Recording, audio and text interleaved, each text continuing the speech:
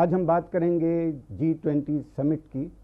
دلی میں ہو رہی اس سمٹ کو لے کر دنیا بھر میں جو امیدیں ہیں ان کی، جو امکانات ہیں ان کی، اور ان سب باتوں پر بات کرنے کے لیے ہمارے ساتھ موجود ہیں امریکی وزارت خارجہ کی ترجمان مارگریٹ میکلاؤڈ صاحبہ. آپ کا استقبال ہے عالمی سہارا میں. آدھا میم، اس سمٹ کو لے کے دنیا بھر کی نگاہیں دہلی پر لگی ہوئی ہیں. لوگ بڑی امیدوں سے اسے دیکھ رہے ہیں. آپ کو کیا لگتا ہے اس امریکہ کا نظریہ کیا ہے اس سمٹ کو لے کے؟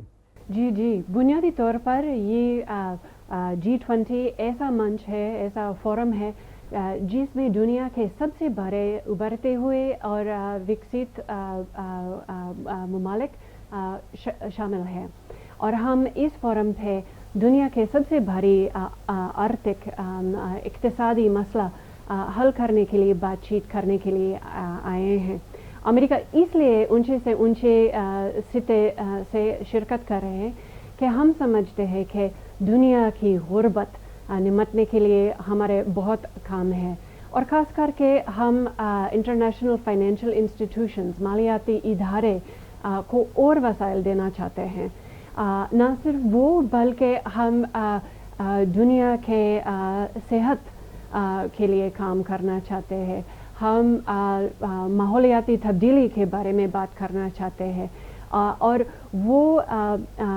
وہ اثرات جو روس کا یوکرین پر قبضے کرنے کی کوشش ہے، اس کی وجہ سے دنیا کے ویشوک مندی پر ہو رہا ہے، اسی غذائی قلت کے خلاف کچھ نہ کچھ کرنا چاہتے ہیں.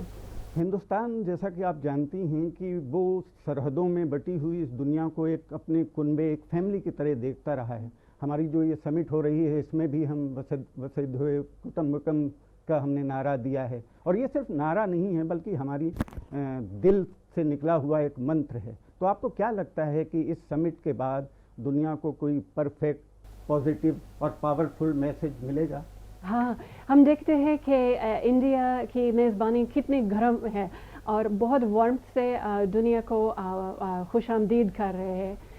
اور سچ کی بات ہے کہ ہم ایک ہی دنیا ہے، اور اگر ہم ایک ساتھ دنیا کے سب سے بڑے مشکلات نمٹنے کے لیے ایک ساتھ نہ ہو تو بھوشیہ کے لیے، مستقبل کے لیے اور مشکل ہو جائے گا.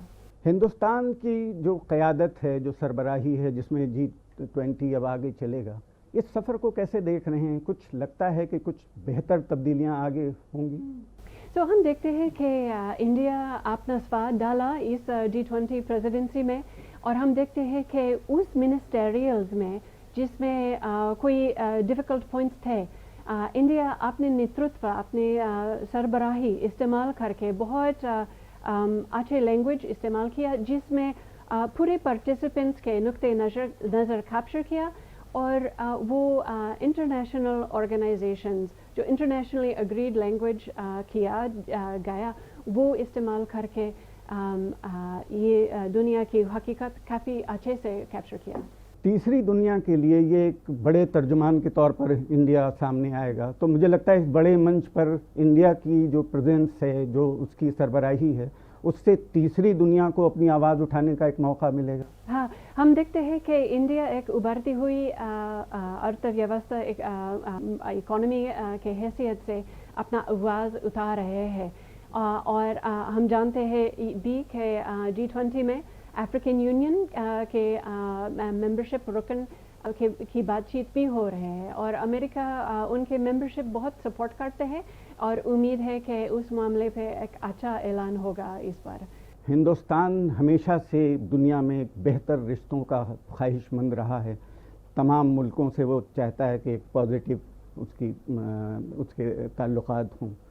امریکہ ہندوستان کو کس طرح دیکھ رہا ہے؟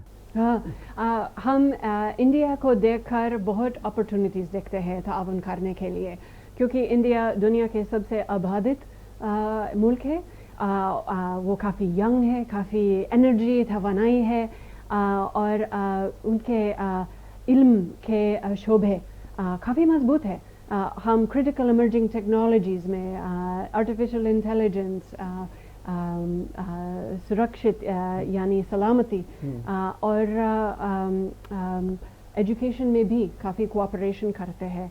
सो मैं इंडिया को यही पैगाम देना चाहती हूँ कि हम इंडिया के साथ ताउन करने के लिए तैयार हैं।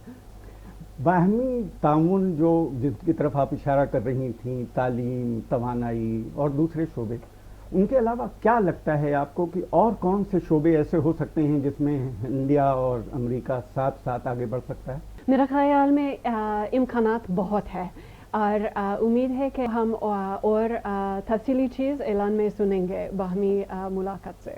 इक़्तिसादी जो फ्रंट्स हैं, जो खलाई अभी स्पेस की जो साइंस, अभी जो पिछले दिनों हमारे पीएम का दौरा हुआ था, वहाँ बहुत सी बातें हुई थी साइंस और टेक्नोलॉजी को लेकर, खलाई जो साइंस है उसमें ताउन को लेकर।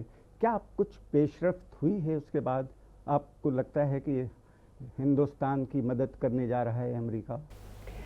हम बहुत खुश हैं कि इंडिया फैसला किया कि वो आर्टेमिस अकॉर्ड्स ज्वाइन करे।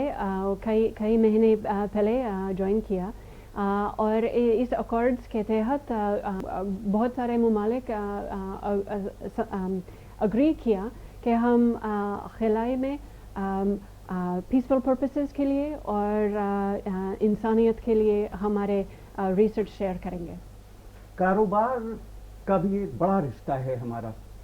मुझे लगता है कि हिंदुस्तान और अमेरिका एक बड़े शराकतदार हैं जिनके दरमियान कारोबार है, और मैं जहाँ तक याद कर पा रहा हूँ कि 191 बिलियन डॉलर का कारोबार हमारे में, जो अभी तक का रिकॉर्ड है।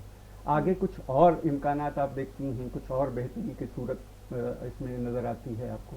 ज़रूर, जैसे मैंने कहा हमारे दोनों ममालिक के नॉलेज सेक्टर्स काफ़ी मजबूत है और अमेरिका